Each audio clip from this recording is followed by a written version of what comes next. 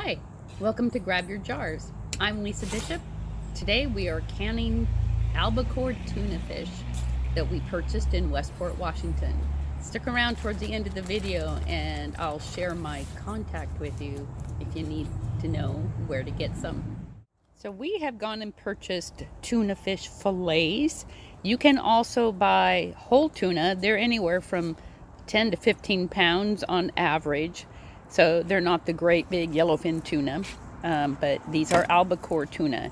We are cutting out what we just call the red meat from it because we don't really eat that. You can use that for cat food and can it, which I have done in the past. We purchased 6 fish worth of fillets, so we've got 24 fillets that we're dealing with. I'm finding that I'm getting about 12 half pints or 6 pints out of one fish. One of the things that you see here that you don't normally see in my canning is I have lids on my jars, and somebody showed this to me. It's a little hack when I'm doing tuna. It helps keep the lids, the rims a little bit cleaner so it's not such a mess to clean, and I've done that and I really like it. So with tuna, I'm just cutting chunks off of these fillets and then I'm just shoving them in here. And I want to try and get out as much air space as I can, so I am kind of pushing, and that's pretty good. You want to do your tuna within about a ½ inch of the top, just like most of my canning, and I've done that. Now you can also, if you want to, I'm using half pints, and if you wanted to put salt in here, you could go ahead and put in a 1/4 teaspoon of salt. You can also put in jalapenos. You can flavor these with garlic, whatever you want. You could put in some kind of an oil, olive oil, salad oil of some sort. We don't particularly like it. We like to can them right in their own juices. So we're just gonna leave it as is. And once I get all these jars loaded, we'll go from there. As far as my equipment goes, I have a couple of pressure canners here because we will be pressure canning today. And I have a pot for hot water. I do have my lids, and I've just poured boiling water over my lids, getting ready to put my jars in. Coming around here, you can look at my little setup. I have many jars already washed. My screw bands are washed, my lids are washed. I've got a helper here cutting up the fish for me. I have a bowl that I'm just rinsing the fish off in, and I have a bowl of soapy water that I'm going to be washing down the rims of my jars with. And other than that, that's pretty much all we need for canning tuna. And as I've said, I have a rim already on here, a screw band, but now I'm going to take it off. I only put the screw band on there to keep my rim a little bit cleaner when I was putting tuna in.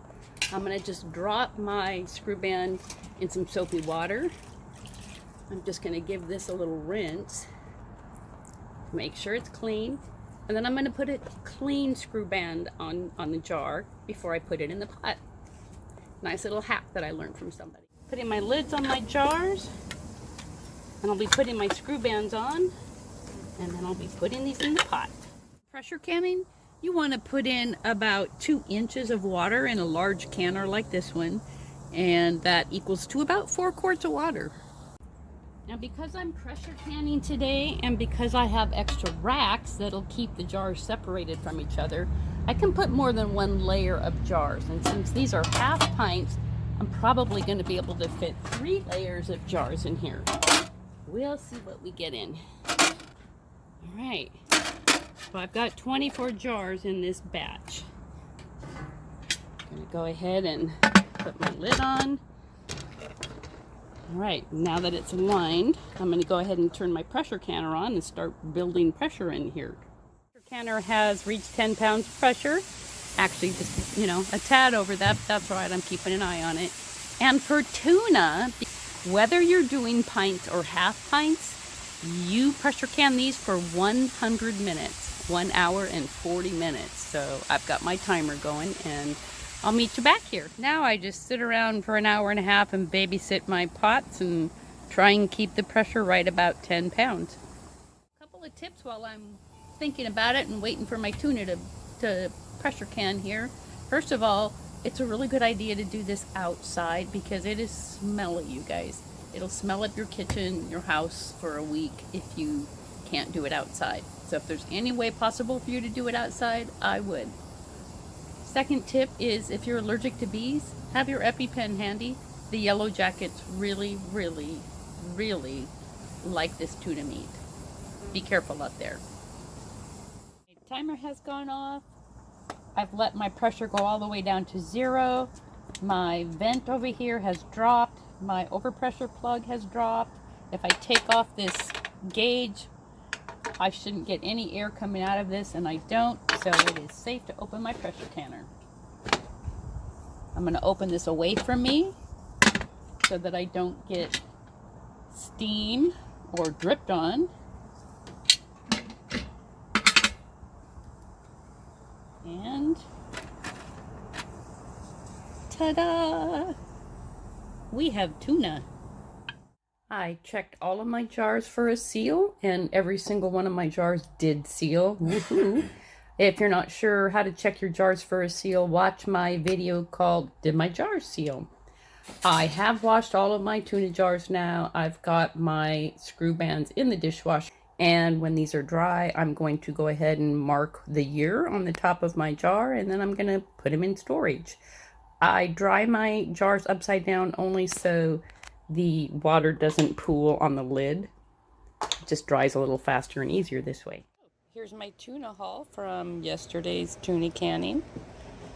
Doesn't that look delicious? So why can your own tuna? Because it is so amazingly delicious, you guys, that once you've had home canned tuna, you cannot go back to store canned tuna. Store canned tuna will taste like cat food. Now, I don't know about you guys, but I don't have a fishing boat. And the last time I went fishing, which was a month ago out in the deep sea, I got sicker than heck. So I'm really happy to go buy my tuna from somebody. And I don't know if you have a contact, but I'm going to let you know who mine is. So the last 2 years now, my husband and I have gone to Westport, Washington, and purchased our fish from a really great guy by the name of Mark Coleman. And I'm going to put Mark's contact information down in the comments below, so go check it out. He's a great guy. We got a really good price, and we're very happy with our fish. If you live anywhere in Western Washington and want to go buy your own tuna, look up Mark. And that's a wrap for how to can tuna. If you have any questions, put them in the comments below and I'll get back with you. Otherwise, if you enjoyed my video or learned anything from it, hit like and subscribe. Thank you so much for watching. I'll see you in the next one.